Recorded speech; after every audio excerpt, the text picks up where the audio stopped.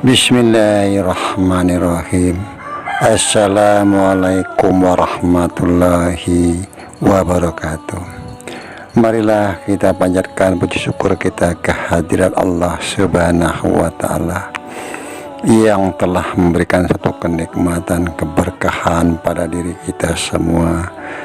Juga kita tidak lupa mengucapkan salam dan sholawat kepada junjungan Nabi kita yang mulia, Nabi Muhammad SAW, beserta keluarga, juga para sahabat dan pengikutnya yang istiqomah. Izinkan Abah untuk mengucapkan banyak-banyak terima kasih kepada saudara-saudara Abah yang telah membantu subscribe, like, comment, share channel Abah. Dan Abah selalu mendoakan saudara-saudara Abah dimanapun berada dalam lindungan Allah Subhanahu wa Ta'ala, dimudahkan rezekinya dan diberikan kesehatan sekeluarga. Hanya Allah lah yang bisa membalas kebaikan saudara. Amin amin ya robbal alamin. Untuk konten ini Abah membuat judul Manusia Pilihan Satria Peningit dalam skenarionya Allah Subhanahu wa Ta'ala. Tentu cerita ini sekedar sebagai hiburan semata.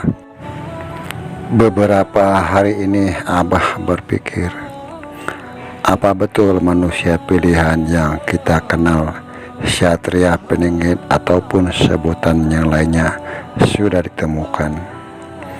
Menurut pandangan batin Abah, sang sosok ini tentu dalam skenario Allah Subhanahu wa Ta'ala dan bukan skenario manusia.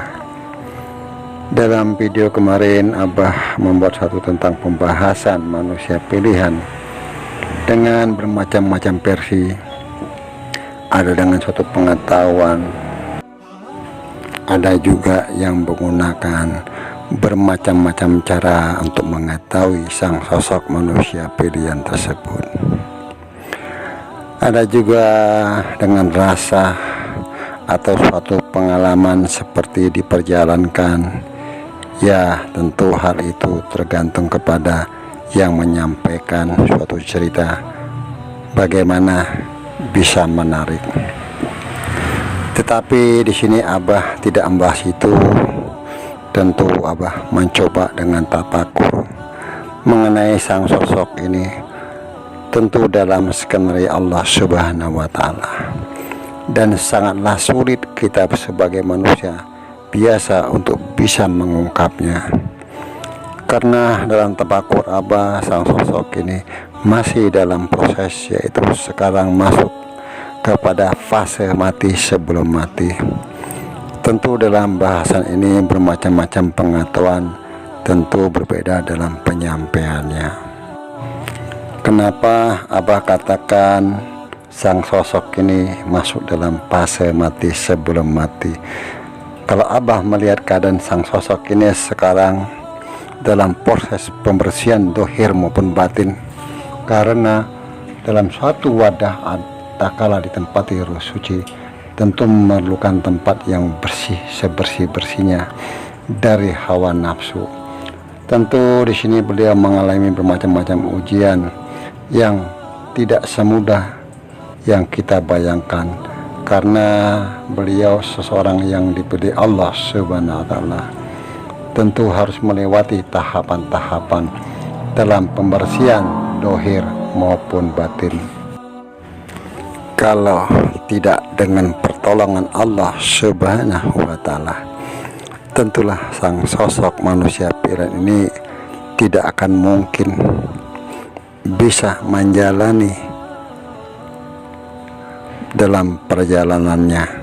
Tentu di sini beliau bisa mengalami kejiwaan, bisa jadi beliau juga bisa gila, karena ujian-ujian yang diberikan tidak seperti kita sebagai orang biasa pada umumnya.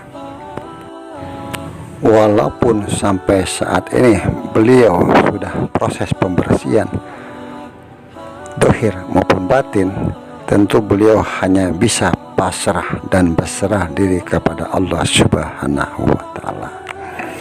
Bagaimanapun ujian-ujian yang diberikan Allah Subhanahu wa Ta'ala kepada dirinya tentu sangatlah berat, sehingga beliau merasa tidak mampu untuk melanjutkannya. Bagaimana mungkin beliau bisa menolong orang lain, sedangkan beliau sampai saat ini pun masih berproses secara dohir dan batin. Setelah proses ini selesai, mungkin nantinya beliau baru diislah, diperbaiki dalam satu malam.